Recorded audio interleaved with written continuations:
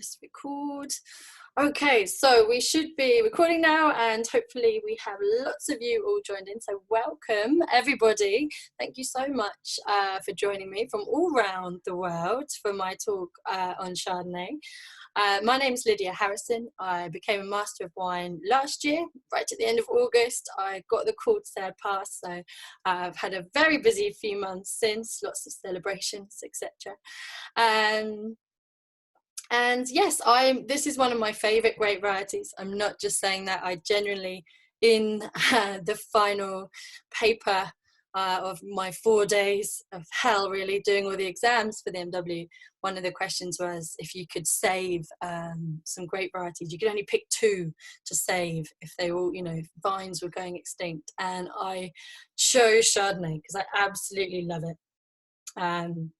So hopefully you will feel some of that passion for the grape variety this evening. I'm an educator at the WSET school in London, so obviously we're hosting all these seminars for you just to keep people entertained, to hopefully bring you some wine education during this strange time. Well, you can see our details at the end, but obviously there's a school Instagram. If you'd like to sort of comment or anything on there, you can. Or my own personal Instagram is Lydia Harrison MW. You can say hello on that if you'd like as well. But please let us know if you enjoy it on the school account. Okay, obviously as well, I can't cover every single Chardonnay producer or region this evening. We only have an hour. So someone please stop drawing on my screen. I can see these crazy annotations coming up. Let me just clear that up. There we go. Okay. But yes, as I was saying, I can't cover everything. Apologies if you ask a question and I don't know that particular region or winemaker or producer. There's hundreds, thousands, I'm sure, making Chardonnay out there. But what I want to do is talk to you about some of the key characteristics of the grape variety, why it's so interesting, or I think it's so interesting. And then we're going to look at some of those key areas.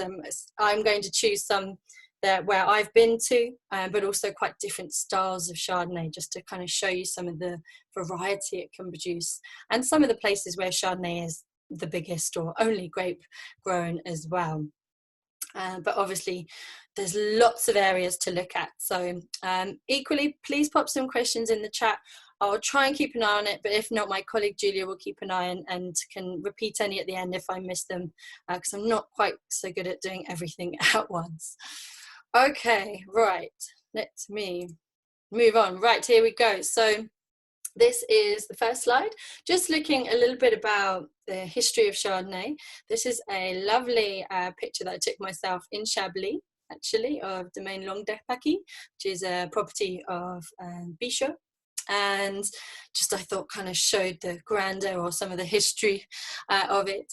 And obviously Romans, brought the vines through to France, and then the Cistercian monks, particularly in Chardonnay, were really important for growing Chardonnay and Pinot Noir, obviously, and developing the best sites and the best vineyards for it.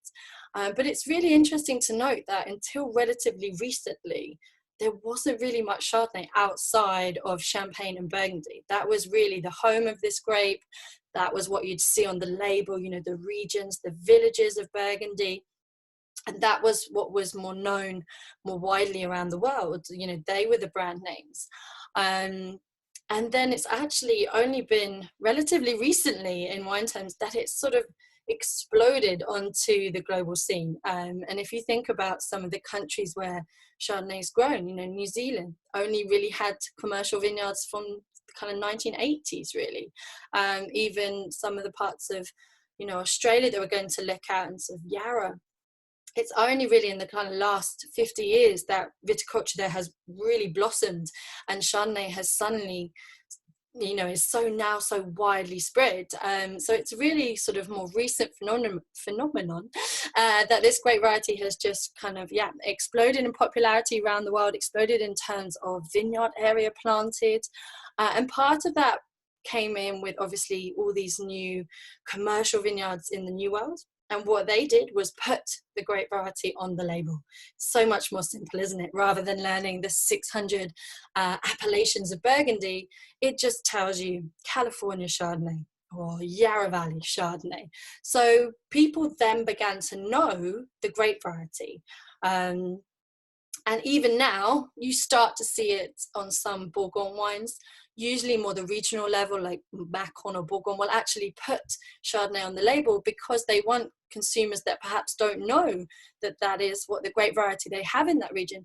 They want to gain some popularity from the fact that, you know, Chardonnay is such a well-known variety now. And it was because people started putting it on the label, and there was explosion in plantings in the New World that people are now, you know, so familiar with it. It's such a household name.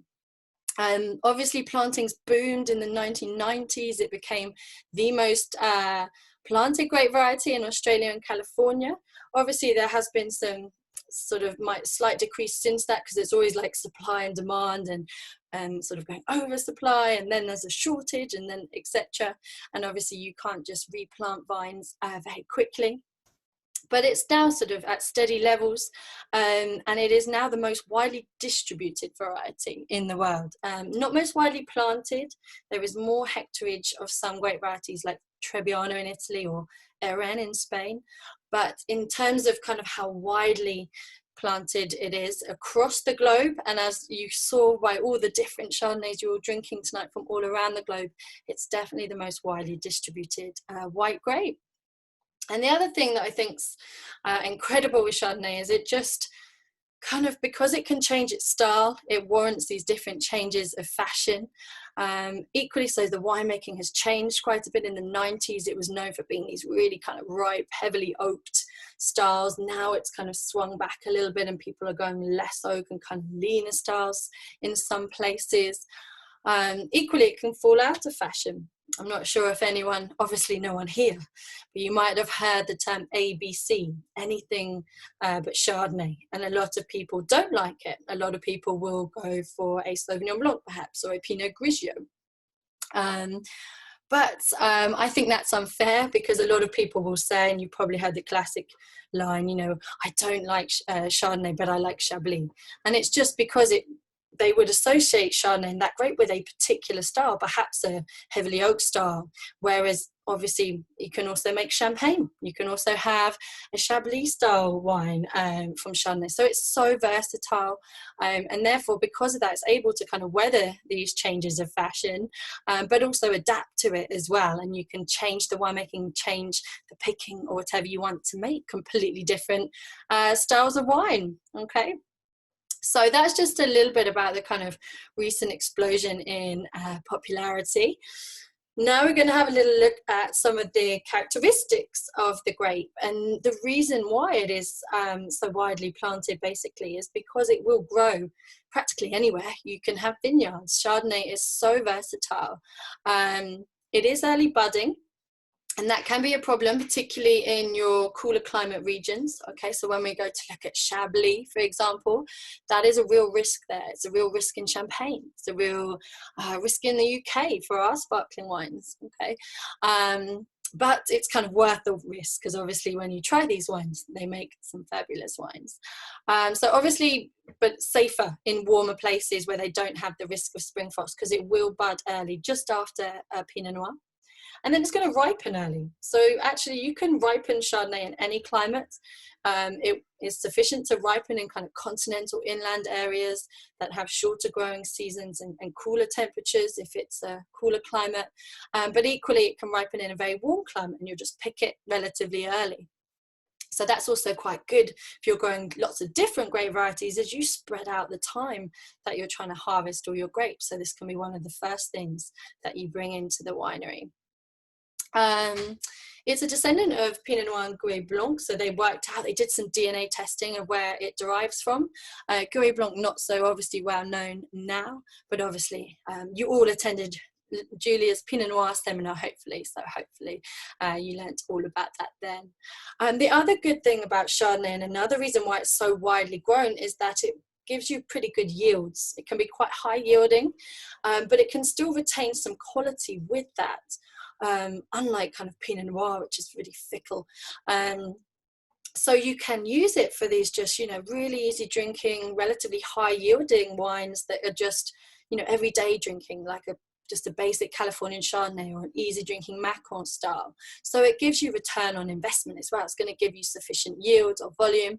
Equally, you can restrict those yields and only get a tiny crop and make some of the most, you know, sought after, really high quality wines as well. So really versatile in terms of volumes and production ranges as well. And it will grow on kind of any soil as well. We're going to look at some of the key soils. It does particularly well on limestone, for example, but equally on clay, on sand. You can find it on lots of different soil types and all the different climates, from cool Champagne, as we said, to really hot parts of inland California.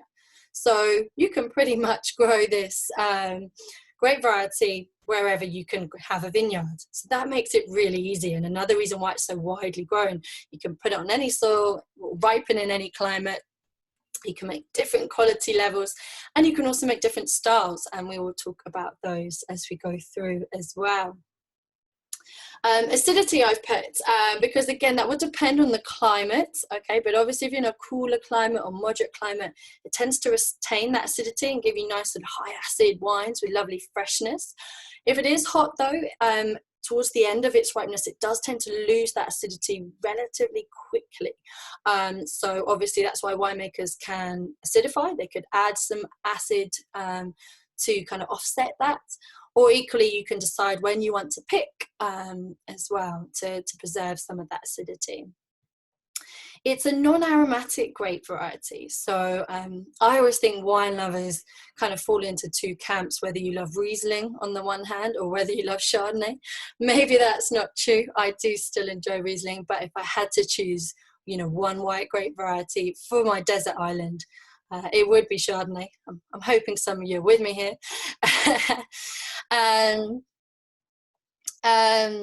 But yes, it's a non-aromatic grape variety. So it's not particularly perfumed, but that's what, for me, what makes it interesting. It has a lot of fruit character, but it also will take on all of these other winemaking techniques that you can throw at it.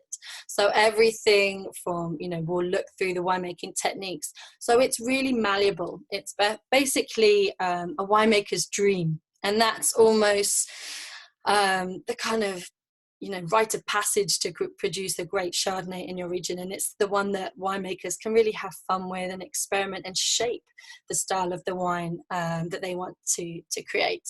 I'm sorry if some of you are having trouble hearing. I am speaking very close to my laptop. I'm hoping some of you can hear me okay. But yes, it's also like Pinot Noir that Julia looked at a couple of weeks ago. It also can express its place as well as the winemaking techniques. So it will adjust to climate and soil and give you quite different flavors and characteristics as well. And the other thing, obviously, perhaps not as long as aged as some of your top Rieslings, but it can also, obviously, your top quality Chardonnays can age really, really well and develop those lovely kind of tertiary, nutty, sort of almost sort of malt biscuits, oatmeal, honey characteristics with age as well.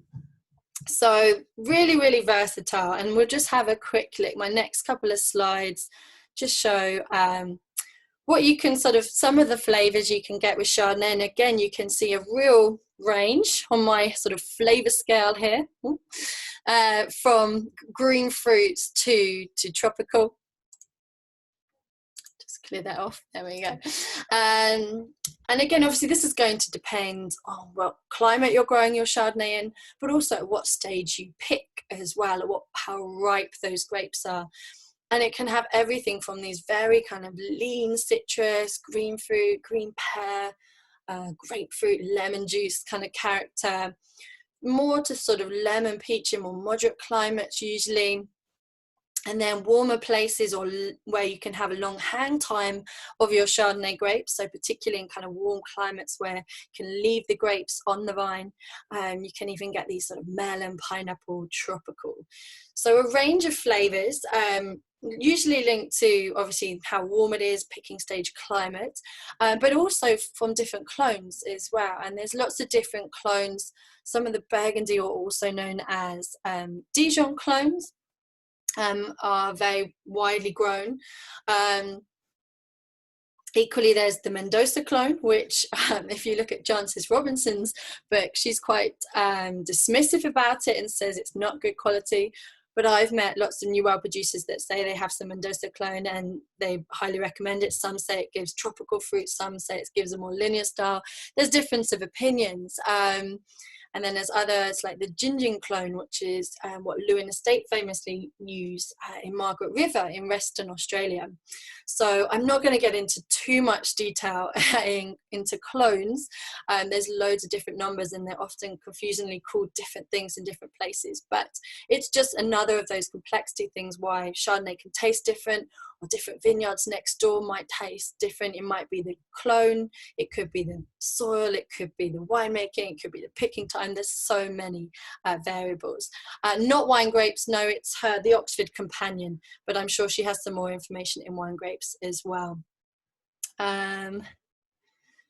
Yes, well, I'm just looking back at a couple of questions. Aromatic is more those really perfumed grape varieties like Gewürztraminer Riesling. Chardonnay is non-aromatic. It doesn't have that really perfumed fruit character. Okay, I'm going to have to catch up with any other questions at the end. Julia can remind me. All right, and then if the next slide is obviously how you can shape Chardonnay. So this is one of the key things with this grape variety is, or why, you know, Chardonnays from all over the world can taste completely different. Even Chardonnays within France can taste so different. It's to do with what the winemaker does. And you have so many choices with winemaking. One of the key things is your fermentation temperature. So you could easily just do a temperature controlled, relatively cool fermentation with Chardonnay, and it would preserve a lot of the kind of aromas, that sort of apple or peach, depending on how ripe your grapes are. And you could then do some inert vessels and stainless steel and just have a very sort of slightly fruity, easy drinking white wine. Equally, if you're going to ferment in barrel, for example, those temperatures are naturally going to get higher. They're going to creep up and you're going to have a warmer fermentation because you're not controlling the temperature in a barrel. And so it maybe is more like sort of 18 degrees, 20 degrees. And that's going to burn off some of the more delicate aromas, but you can get some real savory characters, as well as the oxygen impact of that. So obviously that's the very first thing, is if you're going to control the fermentation of the temperature, and even just, you know, using particular yeast strains can release different flavors from your grape. Malolactic conversion, or you might have heard it called malolactic fermentation, obviously is another thing that can really influence the flavor of your Chardonnay. And this will can add flavors, what we call dairy kind of flavor characteristics. So things like yogurt, cream, butter are flavors that we attribute to malolactic conversion, but it's also is a process that softens the acidity. So again, this is why you can have so many different styles of Chardonnay, whether you block malolactic and leave this really sort of high racy acidity, whether you will bring it down and it can still be high in cool climates. So for example, in Chablis, malolactic conversion is undergone 100% because you've got such high acidity and they want to soften it a little bit. The same with sparkling wine in Champagne or the UK. But if you're somewhere really warm, maybe you are going to prevent this because you want to keep some freshness, or perhaps you want to make a really creamy soft style and you will still let this happen in a warm climate. Okay, so you can change the kind of perception or the mouthfeel of the acidity and the flavors along with that if you want to, or not, or you could do partial. Okay, so many choices with Chardonnay. Another key consideration is your lees aging. So this is aging the wine on the dead yeast cells. We often tend to think of that as happening in barrel, and often they will, you know, happen. Maybe you're leaving the wine to mature in oak, and the fine lees are in there as well. But equally, you could do this in tank. Equally, this happens in bottle. Okay, if you think about your bottle fermented sparkling wines like champagne, you're aging the wine on the lees, and Chardonnay has this great ability to absorb these yeast characteristics, that bready, biscuity, toasty, pastry kind of flavors that you get, and it really takes these on quite strongly, a lot better than other grape varieties, which is why it's so suited to making sparkling wine. You can use inert vessels, so as you said, you don't have to let any flavors impart on your Chardonnay, or you can do the complete opposite and really add flavors through the use of oak as well. But again, so many decisions to be made with Chardonnay and oak.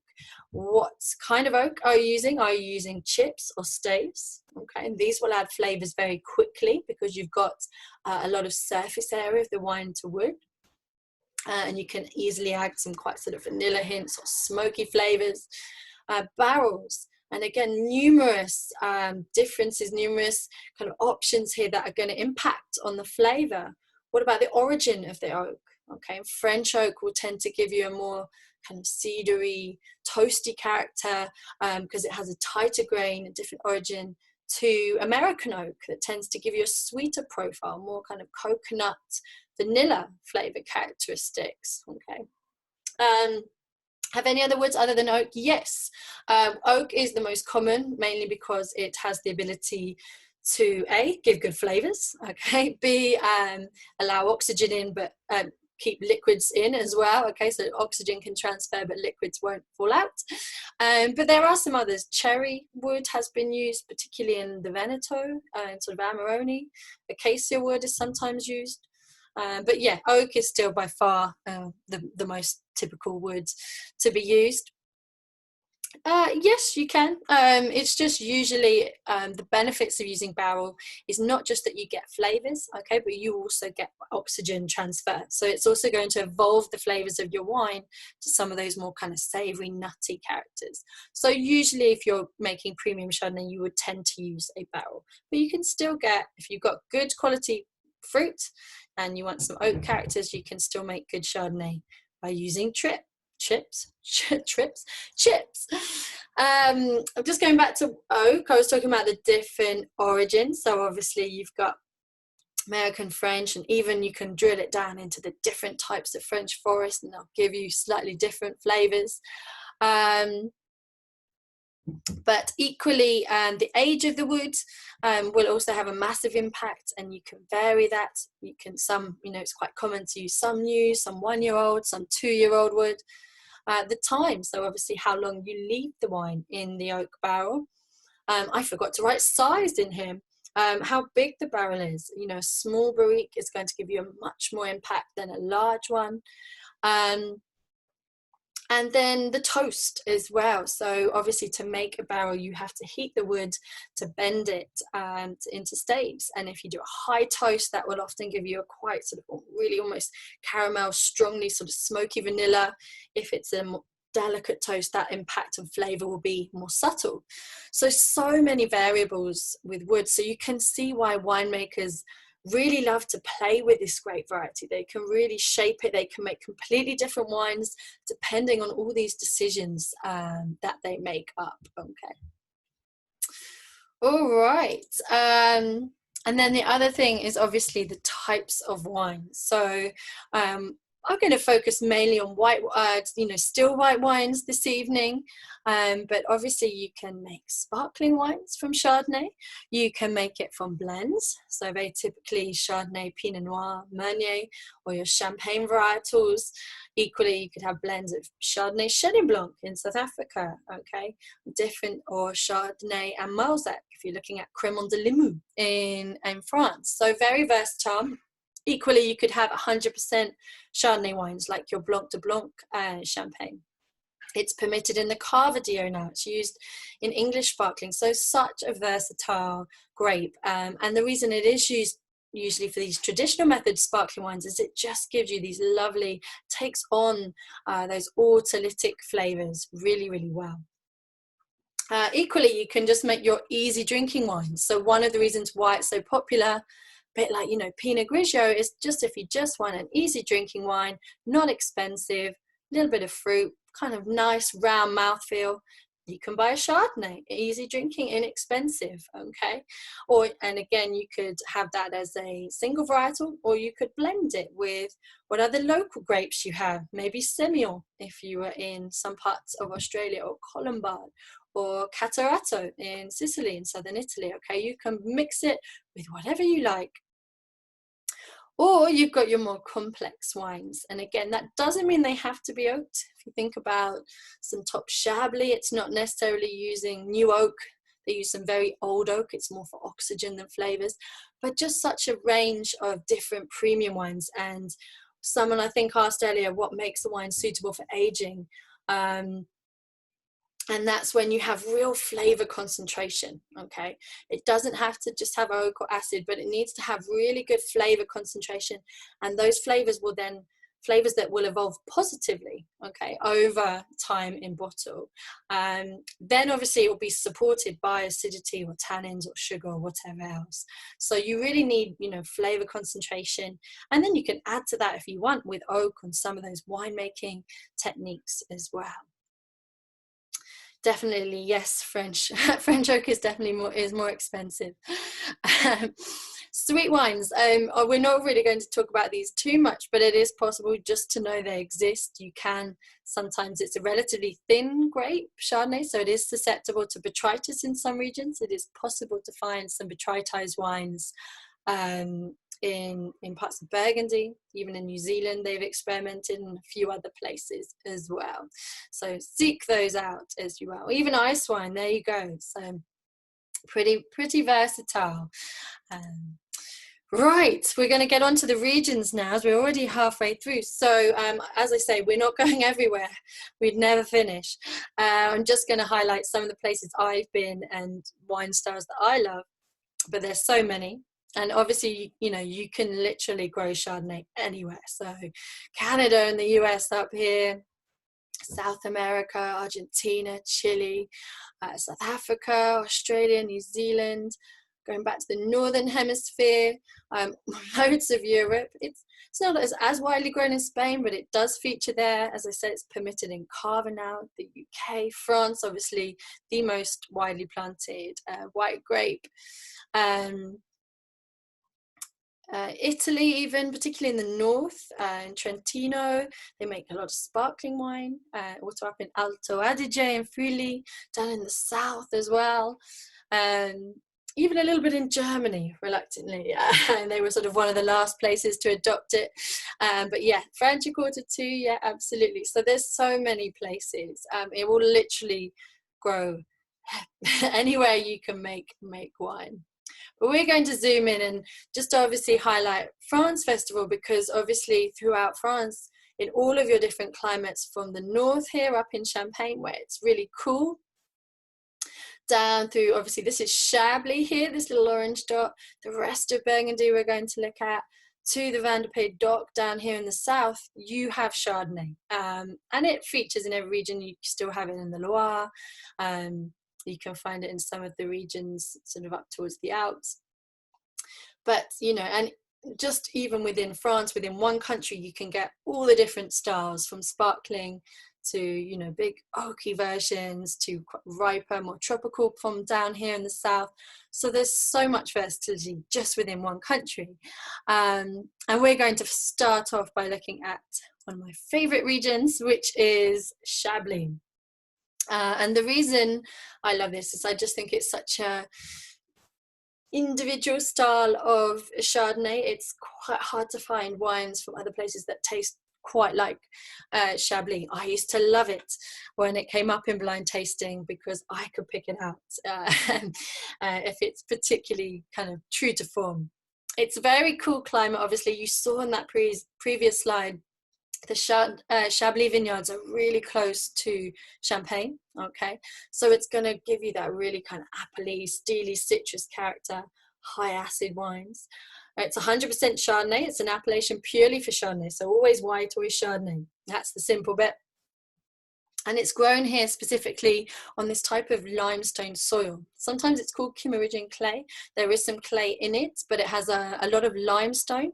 And the Kimmeridgian clay, which is in the better areas, also contains these little fossils, these little oyster shells, which is really, really interesting. And limestone's great for Chardonnay because it's quite a cool soil. It's white, so it reflects heat, and that will slow the ripening. So it allows the grapes to build up flavor. The AOCs in Chablis were established in 1938. There's a little bit of facts and figures for you there that I found out.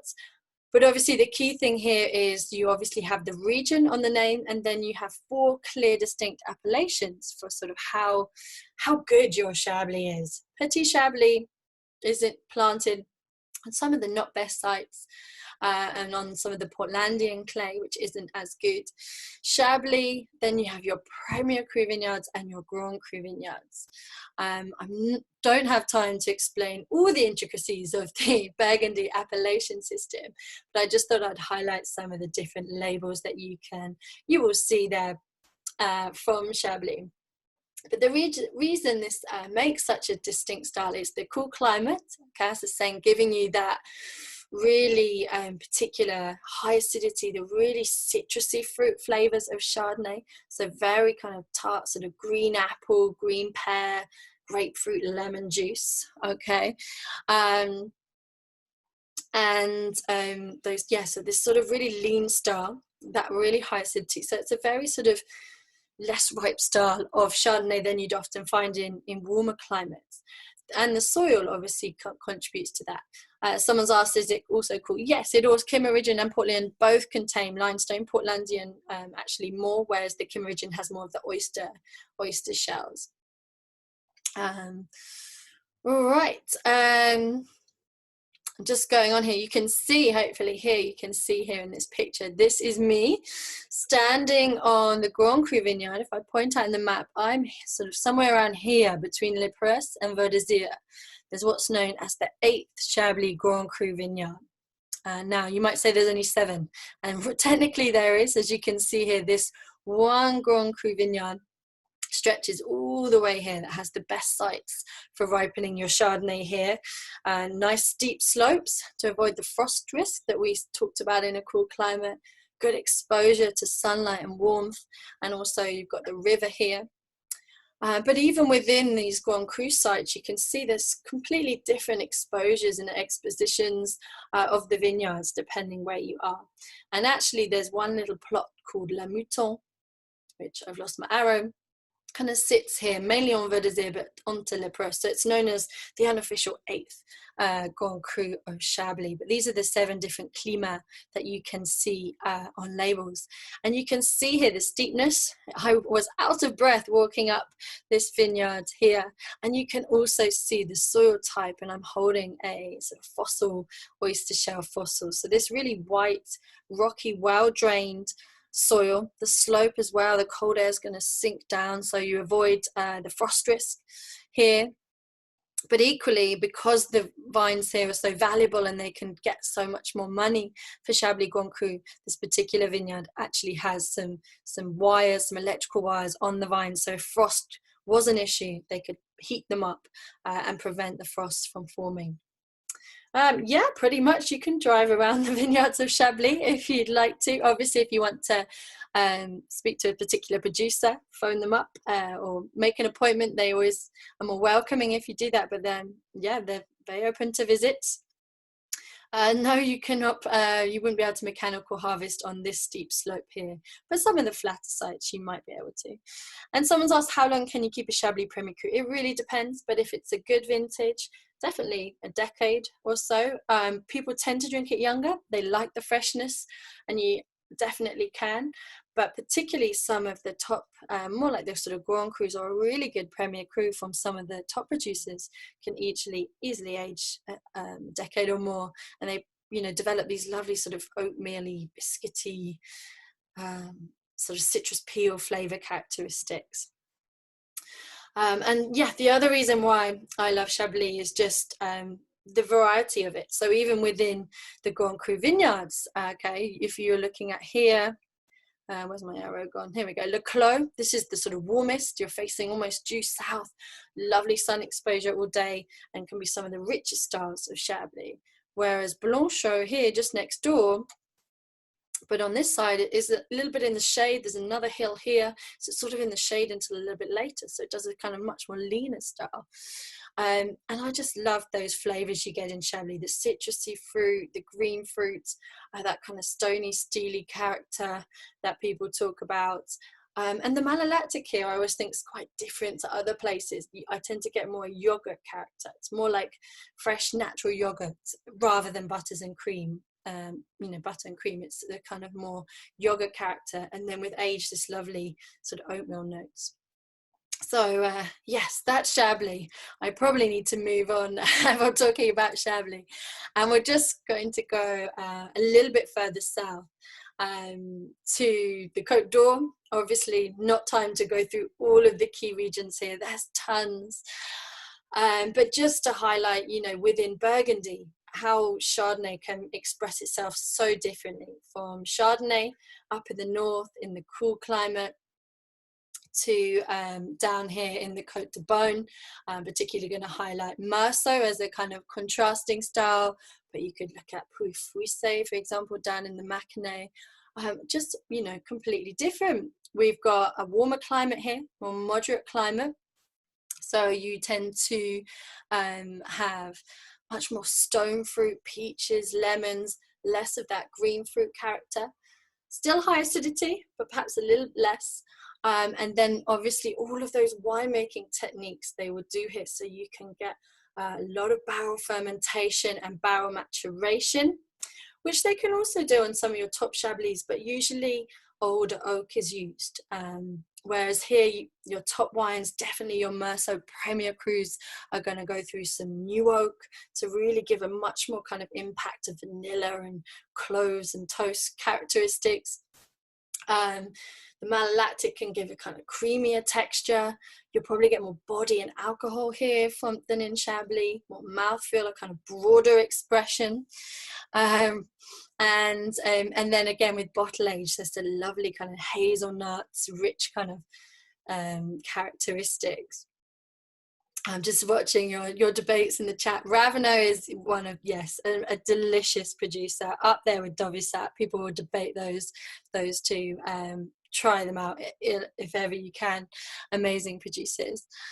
Yes, I know, supposed to be unbiased, but I'm completely biased. So this is actually time for a drink. If you haven't had one already, Jesus, what have you been doing? But this is what I have. This is actually the picture I took of this barrel when I visited Bichot. This is Meursault. It's a Premier Cru Les Chambres. Obviously, there's lots of other Premier Cru vineyards.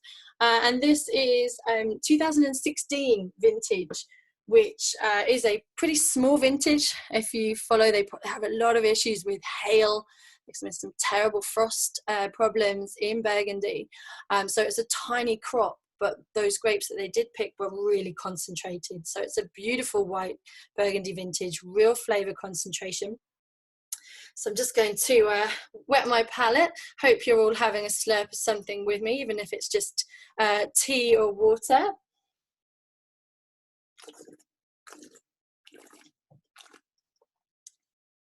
And although it's young, and it could obviously age a lot longer with all this flavor, it is just delicious. I always love the integration in Côte d'Or wines, the top ones, where you can taste everything. Okay, you've got the fruits, that lovely lemon peach character. You've got the winemaking, the malo, the lees, the oak, all kind of happily married together. And then with time as well, some savory, nutty characters coming through as well. Still lovely freshness, even in a warm year, you still have that acidity. And again, not massive alcohol. What are we? 13.5. So obviously it was a warmer vintage, more so than your typical in Chablis, but just a really nice body and mouthfeel as well. As I say, would love to do a tasting, just, you know, comparing all the Grand Cru of the Côte de Beaune, but we haven't got time. But just as a kind of comparison there of Chablis and Meursault, two both top villages in Burgundy, in Bourgogne, I should say, but giving you completely different styles of Chablis just from within one area of France. All right, time to go to the New World, and we're going to go to Australia and then America, so no one can accuse me of bias. We're going global with our tour, 2 different ends of the world. And I first went to Australia for my MW seminar back in 2017 now, towards the end of 17, and it was glorious. It was November. It was a beautiful time to visit, lovely weather. And we did a little bit of a road trip. We stayed in Melbourne, and we did Yarra Valley and Mornington Peninsula, and then carried on driving up to Adelaide through various wine regions. But just to show you where Yarra Valley is, okay, here, that I'm going to focus on. So you're in Victoria, state of Victoria, here near Melbourne. And here's the Yarra Valley. And you can see on this map as well, you can see the end of the, what's it called? Not the Flinders Range, the Great Dividing Range. Sorry, the chat's covering the map. Here, so some of the upper Yarra here, you've really got high altitude, okay? And some down here, it's a lot warmer and flatter. But what you also have is this coastal influence that's really, really important for the vineyards here. So, just moving on, again, just I highlighted it at the beginning, but really, only really recently that you started to see, you know, real scope in vineyards in the Yarra Valley, and they've just been doing brilliant, more and more better things ever since. It's 27%, so almost a third of the crop is Chardonnay here. Pinot Noir is more popular, but Chardonnay is the most important white grape variety of the region by a mile. There's only about 4% Sauvignon Blanc is the next planted white grape. So Chardonnay really important to the region. And again, even here, it can come in varying styles. We've got what is described as a cool to moderate maritime climate. Now, I will say when I visited, I thought it was far warmer than cool. We were having some glorious weather. It was a lovely sort of early start to the summer. I'd also just got off a flight of 24 hours or whatever. So I was rather jet lagged. And we were standing in the vineyard at kind of midday, and the sun was beating on my head, and I didn't feel very well at all. And I thought, this is not cool climate. And there's lots of Aussies telling you it's cool climate. And I felt like I was about to faint. But obviously it depends where you are. Obviously that was a particularly sunny day. It does cool right down at night here, and that's really, really important for just preserving the acidity in the grapes, giving the vines a chance to reset and then ripen again during the day. So again, your quality Chardonnay here is enabled from that cooling coastal influence, the cooling down at night, some diurnal range, and then also altitude. So the upper Yarra vineyards, as I pointed out, it goes up to 400 meters, and some of them are a bit higher up.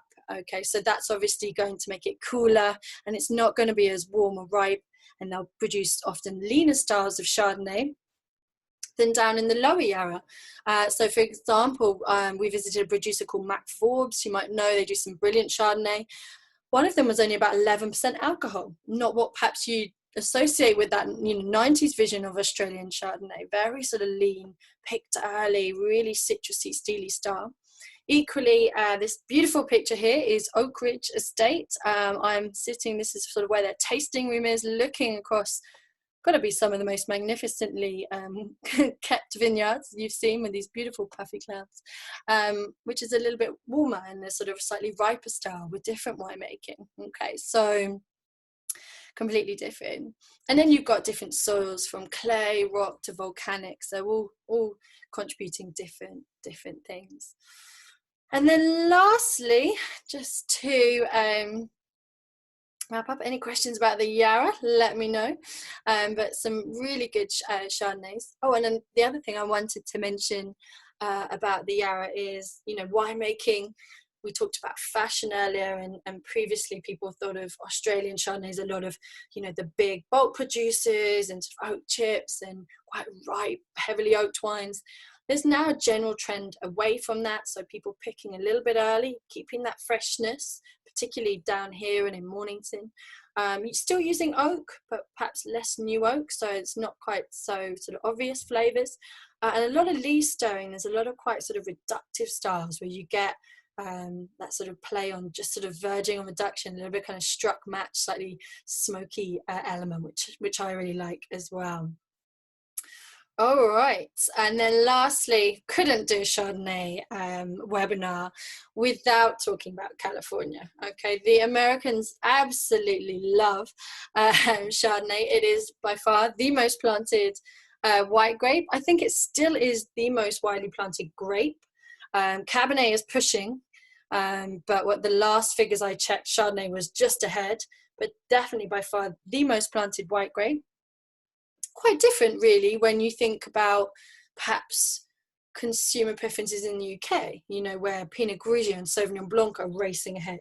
You have to have a more global approach, and Chardonnay is consumed really widely in the States. Absolutely love it.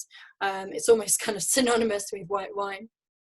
And again, it's grown throughout. So you have everything from your sort of easy drinking quaffers from inland to your really premium, top quality coastal areas. And again, they can come in a whole range of styles. So it is a little bit difficult to generalize, and obviously all those different winemaking options, harvesting options. But generally, because you have such lovely sunshine in California, you know, ripeness is not an issue. It's generally pretty warm. This is a maritime climate. So we've looked at continental climates in Burgundy. We looked at maritime in Yarra. This is Mediterranean, sorry. I think I said maritime. Mediterranean. So lovely dry summers, really warm summers. So, and often they'll leave the Chardonnay to hang, so you get more into some of that tropical fruit spectrum in some of the warmer places and later picked styles. They'll tend to do a lot of mallow. So again, you get that really kind of creamy, buttery characteristics. And again, all those options with oak, lees, stirring, etc. And definitely your premiums, so Napa Valley Chardonnays or Sonoma Chardonnays are often known for some producer styles as being quite buttery, quite creamy, lactic, oaky. Obviously, if they pick later, it's warmer, a bit more alcohol as well. Really sort of can be quite plush and full-bodied. And I will love all of these different styles of Chardonnay, from the Chablis through sort of the Burgundy to here. And I'm not overgeneralizing. There are some very different styles if you're on the cooler Caneros or coastal sites, or people doing all sorts of different things with their Chardonnay. But just as a kind of what some of the styles you might be familiar with. And this picture here, this is Beringer Estates, which is one of the oldest Napa Valley producers that is settled. Moved over from Germany in the late 1800s, right in the kind of central part of the Napa Valley, still making some amazing Chardonnay. But equally, as we talked about fashion earlier, it's interesting to note that they, you know, openly said when we visited that if they had to replant their Chardonnay vineyard, it would be hard not to replant with Cabernet if you were arguing, because obviously Cabernet in Napa fetches such, you know, much a higher price point. Okay, it can reach, you know, the most coveted crop, whereas Chardonnay is grown everywhere. But they were making a lovely Chardonnay there, that really sort of smooth, creamy Chardonnay from Beringer Estates. And that's not a picture of their vineyards, but just the Rhine house. So going a bit of a nod to their German heritage there. But equally, obviously, you can get sparkling wines up in Anderson Valley. Things like Roeder Estates have their quartet here. You've got loads of producers in Sonoma. Someone's mentioned ABC au Bon Climat, absolutely, down here in Santa Barbara. So, you know, experiment with your Californian Chardonnays as well. There's, you know, so much diversity to be had, from everything from your dark horse Tony up to your, you know, super, super premium, expensive, and everything in between. So there really is, you know, Chardonnay at every price point for everyone. And so, yeah, just to sum up, and then I'll answer all your questions, hopefully, if I have time. It's just, you know, it's huge. this 2015 survey of American wine consumers, and Chardonnay was by far the most popular variety, well ahead of Pinot Grigio. So it might not be necessarily in every country, but as wines go, it's massive. Woodbridge Estate that I visited, one of the big producers in California, they do 10 million cases of Chardonnay a year. This is huge, okay? So people like it. It's just accessible, easily priced, very open, enjoyable styles. Obviously, then you also have your really premium age-worthy styles. You can buy a Montrachet if you want. You can buy a Chablis Grand Cru, Les Pres, or whatever. You've got everything at every different price point, unoaked to really heavily oaked, everything in between, sparkling wines, even sweet wines. You know, there really is, hopefully, something for everyone, different quality levels, and the ability to adapt the winemaking or the picking to changes in fashion as well. So, you know, that's why I love Chardonnay. I will never grow tired of drinking it. I might have consumed quite a lot since I've been in isolation or lockdown. So yeah, feel free to ping some questions. I'm anything but Sauvignon Blanc. Why do I occasionally get caught out by Chardonnay at slightly tang? That's true. I mean, it could be maybe slightly underripe, or it could just be a specific clone. Remember as well, it could be labeled as Chardonnay, and they can always, if you're in the EU, they could blend in other grapes. 15% could be something else that perhaps has a little bit of a Sauvignon edge to it. Will I ever go off Chardonnay? Hopefully not. No, I don't think so. I still drink. It's not like I only drink Chardonnay. I love all different wines, but I absolutely I don't think you could get bored of it. I'm never tired of champagne. In the off trade, it really depends. I think it depends what the occasion is and what your budget is. So yeah, I don't want to answer that. Sorry, some of the questions flying through a little bit too quickly. Obviously, yeah, my budget's not limitless, but equally sometimes, you know, top wines I think are worth it. Winemaker, vineyard tester. Yeah, I think it's everything with Chardonnay. It's the everything in the vineyard and the choices that you do in the vineyard to, you know, terroir encompassing winemaking, soil, climate of that particular year. It really is so varied.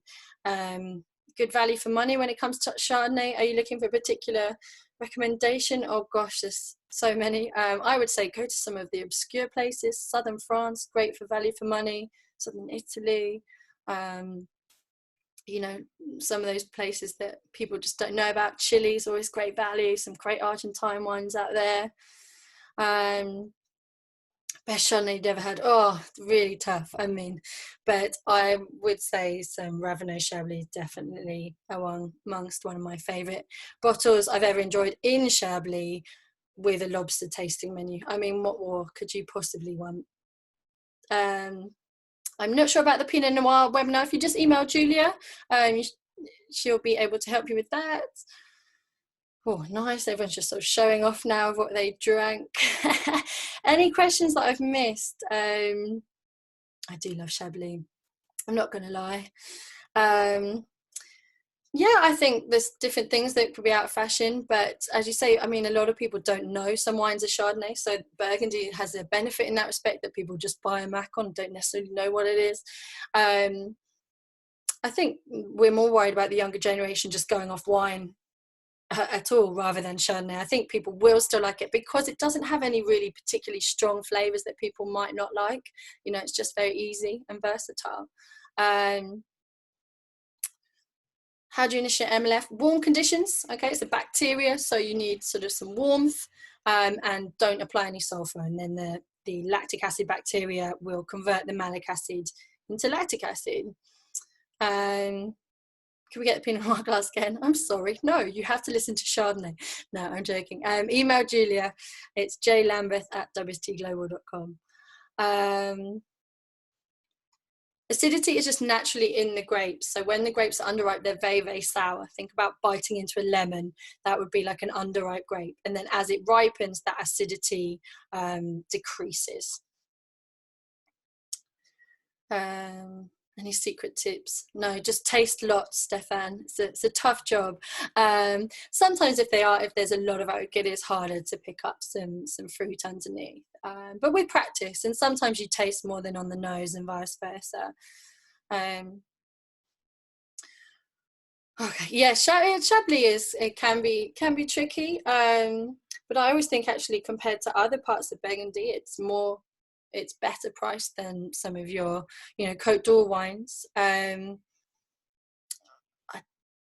Chardonnay. They have some great wines from down there and southern France.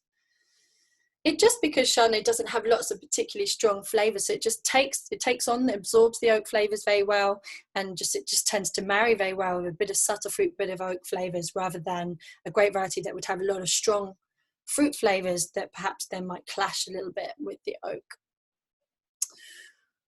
Okay, if I've missed any more questions, wow, I can't actually keep up. Sorry, there's so many, so I'm just going to look out for any messages from Julia, and then I shall answer those. Is Chardonnay blended? Yes, it can be. I talked about some areas where they blend it with like Colombard, Chenin Blanc, etc. But often it's a single varietal. Can you explain the MLV? What happens in Champagne? What do you mean MLV? UK Chardonnay. Bolney Estates do some, and also Chapel Down. That I've tasted. Yes, climate change will. It's why, the UK, for example, can start to produce sparkling wines from Chardonnay, because we can now ripen the grapes. Not every year. 2012, they didn't pick any in a lot of places because it wasn't warm enough. But remember, climate change isn't just about warming temperatures, it's also about unpredictability, and that can be a real danger actually. If there's suddenly hail or really obscure weather conditions, that's a threat as well. Thank you. I hope you're awake now, Crystal. Okay, I think I've answered most of them. Great. They're my slides I put together. I just need to check. But Peter Wagstaff, I'll see if you could send me an email and I'll get back to you. You've got the email in the confirmation. Thank you, everybody. Right, I'm just going to stop recording.